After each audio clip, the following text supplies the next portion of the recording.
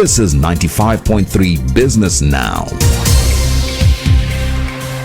Welcome back, everyone. Nigeria's central bank yesterday officially rolled out a 2-year bank consolidation program, 20 years after a similar exercise was used to ramp up the strength and the capacity of local banks to meet the demands of the local economy and prepare them to take on international operations and transactions.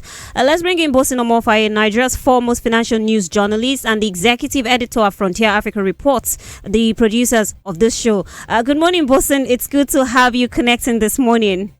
Good morning. Thank you very much. Yes, Bosin, you were on Market Street as a journalist 20 years ago when the Soludo's bank consolidation was announced. Today, you're also here to see the Cardoso CBN sector consolidation announcement. Give me your first word. How does it feel? How does it feel? Well, I feel that we're back to the past, but I think we've made significant progress over the last 20 years. Just a quick recap for the Soludo's consolidation. 20 years ago, you remember 94, 95, we had the central bank, or you have the failed bank tribunal issue, which took down Nigerian banks from about 120, roughly 120, thereabout, down. A number of banks went under during that. You have a couple of banks that were hit by that exercise. That was a major tsunami.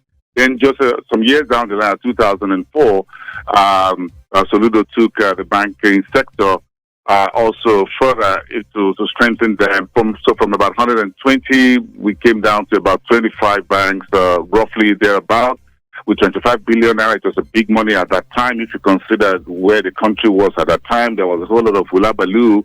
One of the things that were part of that consolidation exercise was the fact that the Nigerian banks require further capital. That was the argument. They need to be competitive globally. They need to be responsive to the local economy. They need to be, be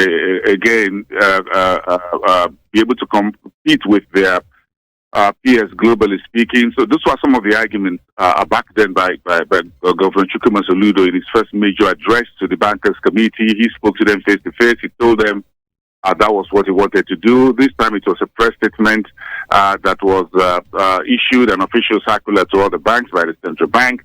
And of course, the central bank this time around chose a holiday weekend to make that announcement. So everybody will have time to digest it. I'm not sure it's going to spoil any bankers' CEOs' holiday mood, by the way, because they were given the heads of sort of last December at the CIBN bankers dinner, and when he notified that there will be a banking consolidation program this year. So I'm sure everyone would have been prepared for what was announced yesterday. But now, as has been said, the devil is always in the details. Yes, Bosin, which Nigerian banks would need to recapitalize based on this latest CBN directive? Everybody will need to recapitalize. There's no big bank, small bank. Everybody will have to recapitalize. And I want to say thank you to Nairametrics. They just overnight did a very small, I did a table, sort of a chart of the top 10 banks in Nigeria: Access Bank, Ecobank, FBN Holdings, FCMB, Fidelity, GT Bank, Stanbic IBTC, Sterling, UBA, Zenith Bank. All of them will have to recapitalize. If you look at the various categories, between 500 billion and 200 billion, doing Stanbic falls under the 200 billion category. Access Bank, 500 billion. Share capital plus premium right now is 251 billion, for example. They would need to raise, that bank, Access will need 248 billion naira. FBN Holdings, the parent company of First Bank, will need 248.6 billion naira. GT Bank will need 361 billion naira in cash.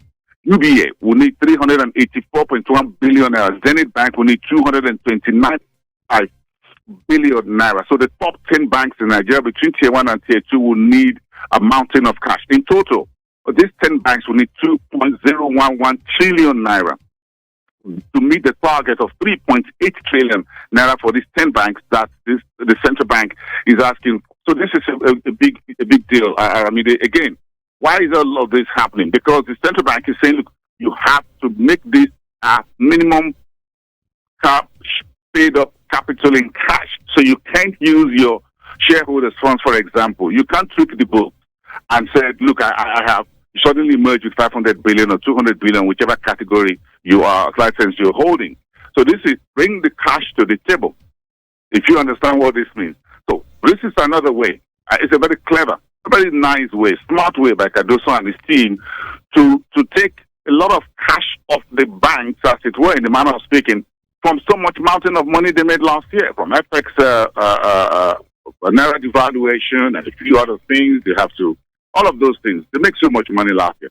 So the central bank is squeezing the banks as it were right now. And this one is the biggest squeeze so far. Remember, the central bank raised CRR for all commercial banks to 45% in February.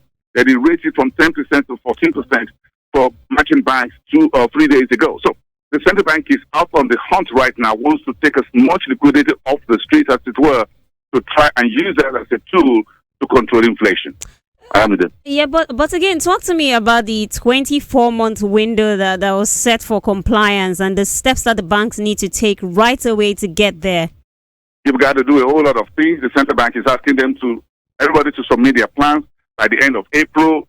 The program starts April 1st. It's going to terminate in 2026, April the 1st. They have 30 days to submit a plan. I'm sure the big banks, at least the 10 of them who are the biggest banks, already have something close to a plan on the table. When you hear the central bank governor telling you at a dinner you need to recapitalize, I'm sure your dinner would not most likely take some time to digest. The first thing you need to do is to call your board of directors immediately from that dinner room and start asking them, what do we do? You start calling everybody up. So right now, there will be a lot of steps. There will be some mergers and acquisition. Maybe some folks will say, look, I don't want national banking license. I want to go back to regional, whatever. I want to scale down my license. I want to do business combinations. But again, right now, you're going to see a whole lot of that happen. Then the stock market is where most of these folks will likely come and ask shareholders for hedge funds. How easy that will be is anyone's guess. If you look at how tight the operating economy had been for the Nigerian economy, with the currency issue, with the full subsidy removal, the spending by Nigerian consumers, would they be able to come to the ordinary market and say, look, we want additional money? That's going to be a tough one. But a whole lot to do. They got 24 months this time around. It's different from Soludo's program, which was, I think, 18 months. This is 2 years. So let's get started. Speaking of mergers and acquisition that you've just touched on a bit, what are the potentials for takeovers, mergers and acquisitions, and so on at this time?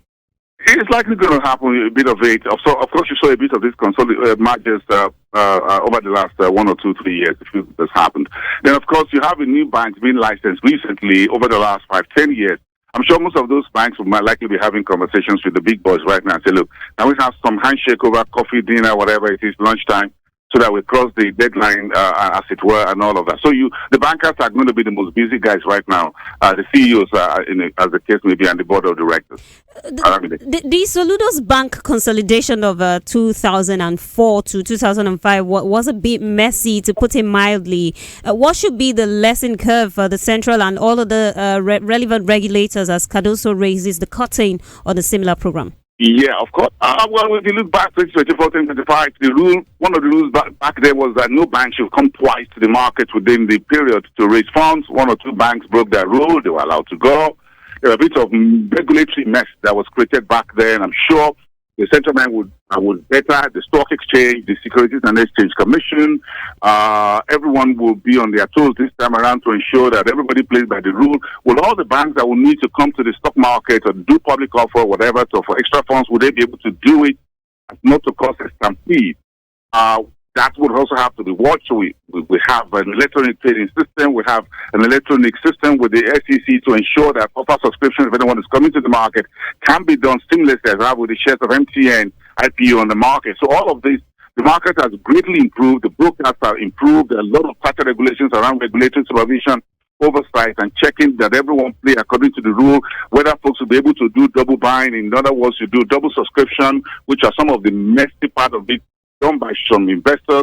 All that, I'm sure the regulators have learned a lesson. The technology right now, and I'm sure things should get a whole lot better. I think I should just quickly get your opinion on my final question. What would the winners and losers table look like at the end of this exercise in 2026? Well, I guess the bankers will always win. Look, I mean, banks will always win. Bankers always win. So whatever you think about it, it's going to be winners. The bankers will win. The big boys will get much bigger. Share prices will go higher. Maybe this will bring some other banks quickly to the market. We have a number of banks that were listed, that were licensed recently in the last few years, They are not listed on the stock exchange. So I'm sure the Temiko Kola and the rest of his team, Youth Chairmaker and the rest of the NGX are smiling right now. I'm sure they will be looking at applications of the banks who will be coming to the market for listing, whether direct listing or to do an IPO or public offer, whatever it is. Right. And then you have retail investors. So there'll be winners. And of course, there'll be some losers as well. If you do mergers and acquisition, if I acquire you, then you are going to be likely to be a loser. but I want your name on the gainers list, by the way. All right, Bosu Mofaye, Executive Editor at Frontier Africa Reports. We appreciate your time on the show this morning. Do have a great day ahead. Thank you. I appreciate it. Well, that's your business now for this holiday Friday, the 29th of March. The show returns on Monday at 8:30 in the morning. Make sure you don't miss it. I am Aramide Falanshaw. I wish you all a great weekend. It's goodbye for now. This is 95.3 Business Now.